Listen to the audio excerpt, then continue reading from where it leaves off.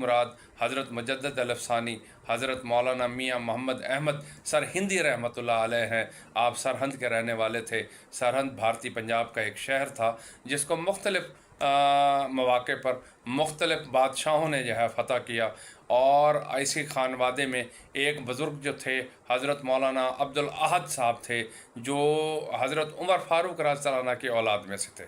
اور یہ اللہ تعالیٰ کا بڑا وصف ہے کہ حضرت عمر رضی اللہ عنہ نے جب اسلام قبول کیا تھا تو اس وقت بھی اسلام کو توانائی ملی تھی، اور تمام صحابہ کرام جو ہے ان کے لیے تقویت کا باعث بنے تھے حضرت عمر رضی اللہ عنہ۔ الحمدللہ ان کی اب تک آنے والی اولادیں اسلام کی تقویت کا باعث بنتی رہی ہیں اور اسلام کو جو ہے مضبوط بناتی رہی ہیں۔ مولانا محمد عبدالاحد صاحب جو تھے وہ بہت ہی نیک آدمی تھے۔ آپ کے ہاں جب آپ کی پیدائش ہوئی تو اس رات کو آپ نے حضور علیہ الصلوۃ والسلام کو اور تمام انبیاء کرام ان کے ساتھ جو ہے کثیر تعداد میں اپنے خواب میں دیکھا، اور حضور علیہ الصلوۃ والسلام نے آپ کے والد صاحب کو آپ کے بیٹے کی محمد احمد کی پیدائش کی خوشخبری پر آپ کو جو ہے وہ دعائیں عطا کیں۔ اور اس کے علاوہ وہ کہتے ہیں کہ میں نے دوسرے دن بر صغیر پاک و ہند کے اندر جتنے بھی پہلے بزرگان دین گزر چکے تھے ان کو اجتماعی طور پر جو ہے وہ میں نے خواب میں دیکھا، انہوں نے بھی مجھے میرے بیٹے کے لیے مبارکباد دی۔ تو حضرت کے صاحبزادے جو تھے وہ مادرزاد ولی تھے۔ ابتدائی سے آپ نے جو ہے ابتدائی تعلیم اپنے والدین سے حاصل کی، اور تمام کتب دینیہ جو ہے وہ اپنے والد صاحب سے علم حاصل کیے، کیونکہ آپ کے والد صاحب جو تھے وہ نہایت متقی اور عالم دین آدمی تھے۔ آپ اپنے والدین کی وفات کے بعد حج پڑھنے گئے 18 سال کی عمر میں، تو وہاں پر آپ کو حضرت خواجہ باقی بلّہ رحمہ اللہ تعالیٰ جو سلسلہ نقش بندیہ کے عظیم ترین بزرگ تھے، جنہوں نے براہ راست حضرت بہاؤالدین نقش بند رحمہ اللہ تعالیٰ سے تربیت حاصل کی، اور وہ نقش بندیہ سلسلے کے اپنے علاقے کے اس وقت کے بہت بڑے امام وقت تھے، انہوں نے حضرت کو جو ہے بلا کر خود بیعت کیا، اور 2 مہینے کے اندر حرم مکہ کے اندر اپنے عظیم ترین مجاہدے کروائے، اور مجاہدے کرانے کے بعد ان کو خلافت عنایت فرمائی، اور فرمایا کہ آپ سرہند شریف واپس تشریف لے آئے۔ تو حضرت محمد احمد سرہندی رحمہ اللہ تعالیٰ جب سرہند شریف کے اندر آئے تو اس وقت ہندوستان میں کساد بازاری کا زور تھا۔ اکبر بادشاہ جو تھا، اصل میں اکبر بادشاہ کے 2 وزیر تھے جو بہت بڑے عالم دین تھے، اور یہ بھی ایک حقیقت ہے کہ اس وقت ایشیا تو ایشیا پوری دنیا کے اندر ان کے پائے کا عالم دین اور اتنا بڑا عالم شخص جو تھا وہ کوئی بھی نہیں تھا۔ ان میں سے 2 آدمی تھے، ایک ابوالفضل نام تھا اور ایک کا نام جو ہے فیضی اکبر تھا۔ یہ دونوں اکبر بادشاہ کے جو ہے وہ وزیر تھے،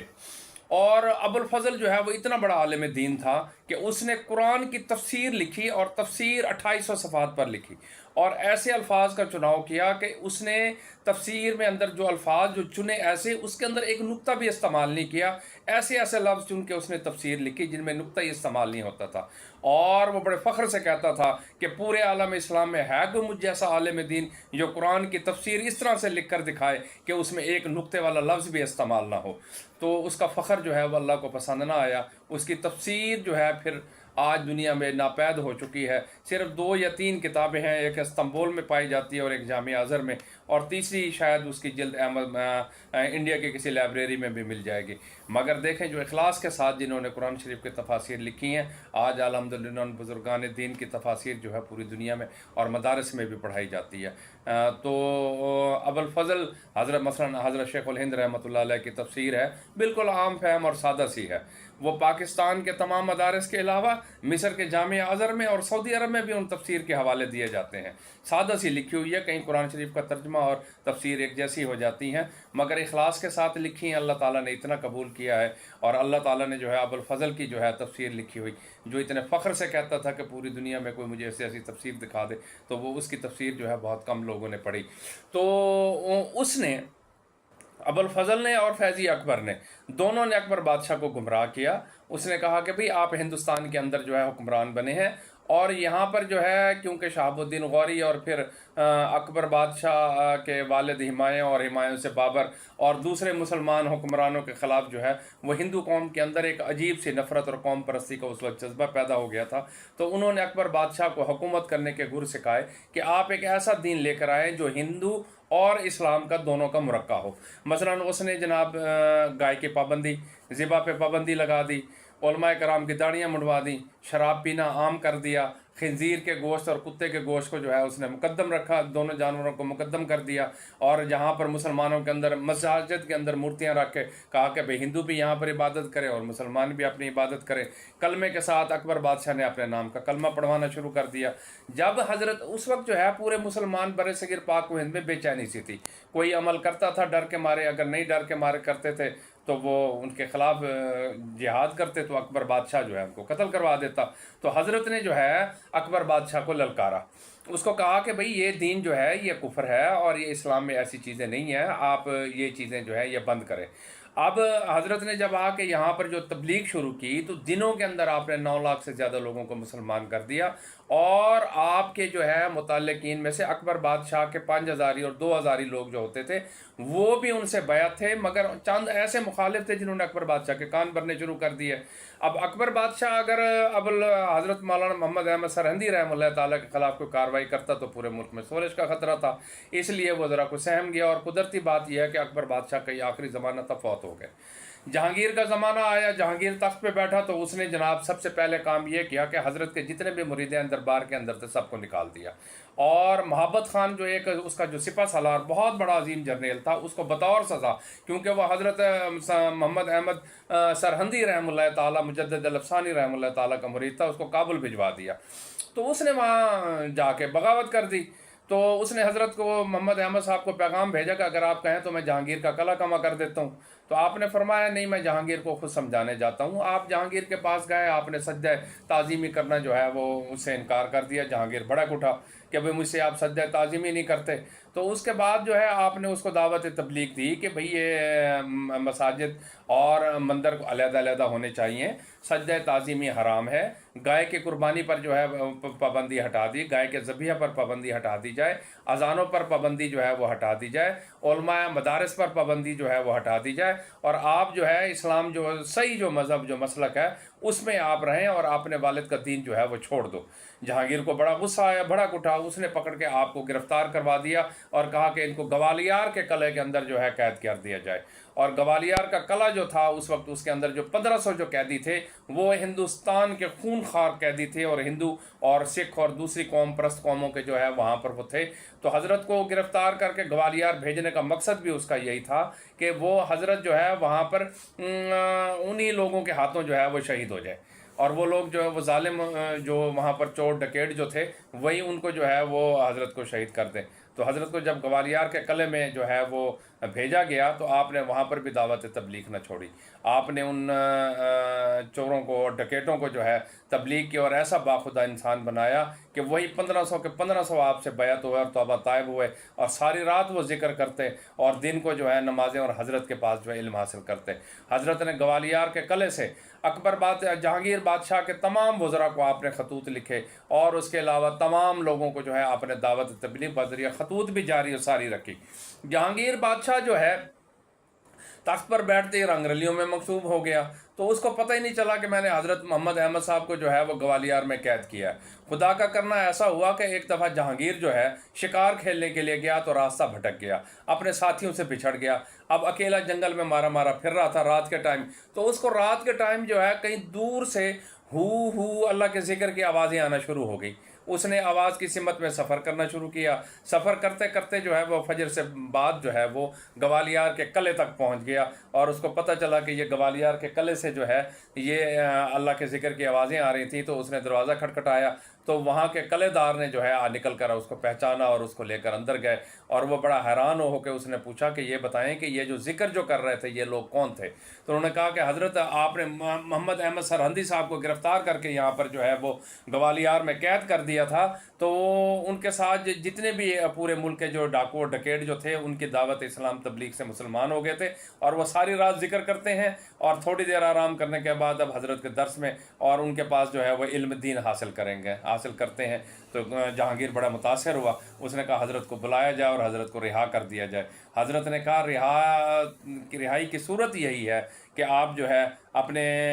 میں اس وقت رہا ہوں گا جب آپ گائے کی ذبیحہ پر جو ہے وہ پابندی ہٹا دیں گے، اور مساجد اور مندر کا جو ہے وہ علیحدہ علیحدہ انتظام ہوگا، اذان پر پابندی جو ہے وہ ہٹا دی جائے گی، اور سجدہ تعظیمی کو جو ہے وہ ختم کیا جائے گا، اور جو اصل دین ہے جو ہے اس پر جو ہے، اور جو حضور علیہ الصلوۃ والسلام کا سنت طریقہ ہے اس پر عمل کیا جائے گا۔ جہانگیر آپ کی تعلیمات سے بہت متاثر ہوا، اور اس نے اپنے والد کے تمام جو کردار جو تھے وہ تمام کے تمام ختم کر دیے، سجدہ تعظیمی پر اس نے پابندی لگا دی، اور اس کے علاوہ گائے کی ذبیحہ کو عام کر دیا، مسجد اور مندر جو ہے وہ اس نے علیحدہ علیحدہ کر دیے، اور شراب کو جو ہے وہ اس نے حرام، اور خنزیر کے گوشت کو بھی اس نے حرام قرار دے دیا۔ تو یہ حضرت کی تبلیغ کا یہ اثر تھا، اور حضرت کی تبلیغ سے ہی پورے ہندوستان کے اندر جو ہے پھر حضور علیہ الصلوۃ والسلام کی سنتوں کا احیا ہوا، اور اسلام کا نور جو ہے وہ پورے عالم میں پھیلا۔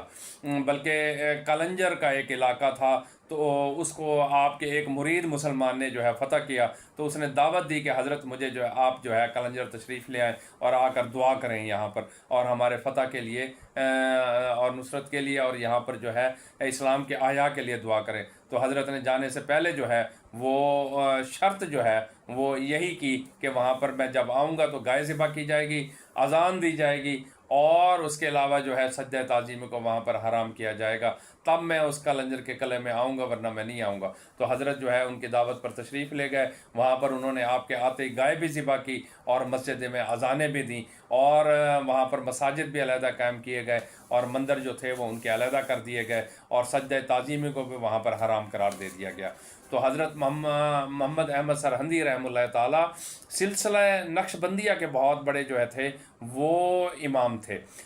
حضرت باقی باللہ رحمہ اللہ تعالیٰ نے جب آپ کی تربیت کی تو آپ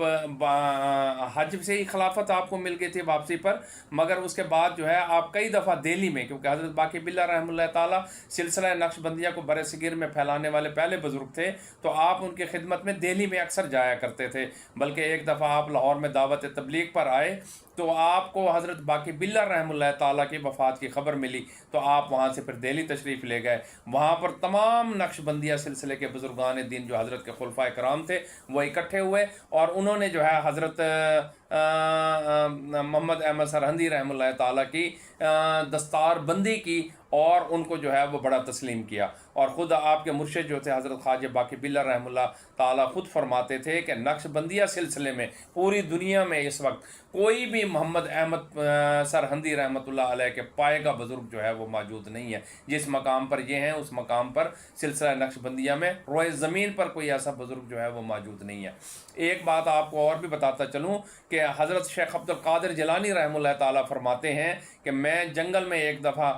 ذکر اذکار اور چلت جات پہ مصروف تھا، تو مجھے ایک نور دکھایا گیا، فرمایا گیا، میں نے اللہ سے پوچھا کہ یہ نور کس چیز کا ہے، تو مجھے بتلایا گیا کہ یہ نور جو ہے آج سے 500 سال بعد ظاہر ہوگا، اور اس سے جو ہے 2 ظالم اور جابر بادشاہوں کے درمیان یہ بزرگ پیدا ہوگا، اور دونوں کو دعوت تبلیغ سے جو ہے وہ پورے ہندوستان کے اندر اور پورے عالم کے اندر ایسی اسلام کی روشنی پھیلائے گا جس سے پورا عالم جو ہے منور ہوگا۔ تو حضرت شیخ عبد القادر جیلانی رحمہ اللہ تعالیٰ نے اپنا ایک خاص کتا خرقہ جو ہے وہ اپنے بیٹے حضرت سید عبد الرزاق رحمہ اللہ تعالیٰ کو دیا، فرمایا کہ یہ نسل در نسل دیتے جانا، جب 500 سال کے بعد وہ نور ظاہر کسی بندے پر ظاہر ہو تو میری طرف سے یہ امانت جو ہے یہ خرقہ اس کو عطا کر دیا جائے۔ تو حضرت شیخ عبد القادر جیلانی رحمہ اللہ تعالیٰ کی نسل میں سے ایک حضرت مولانا محمد سکندر کیتھلی رحمۃ اللہ علیہ جو قادریہ سلسلے کے بزرگ تھے، انہوں نے بھی حضرت مولانا محمد احمد رحمۃ اللہ علیہ سرہندی رحمۃ اللہ علیہ کو سلسلہ قادریہ میں خلافت عنایت فرمائی، اور وہی کرتا اور وہی جو ہے وہ خرقہ جو ہے جو نسل در نسل منتقل ہو کے ان تک آیا تھا، انہوں نے حضرت مولانا محمد احمد رحمۃ اللہ علیہ کو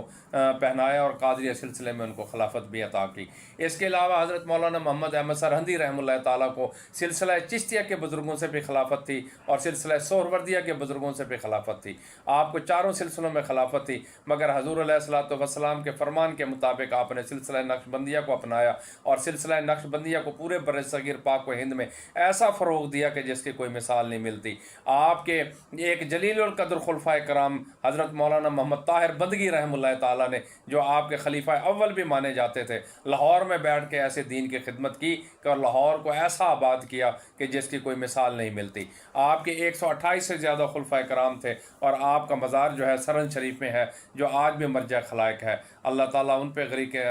زیادہ فضل، اللہ تعالیٰ ان پہ بھی اپنی رحمتوں کی بارشیں نازل فرمائے، اور ان کے سلاسل کو جو ہے آگے چلاتے ہوئے پورے بر صغیر میں جو ہے ان کے خلفائے کرام نے سلسلہ چشتیہ کو، سلسلہ نقش بندیہ کو پھیلایا۔ اور یہ تھے ہمارے حضرت سید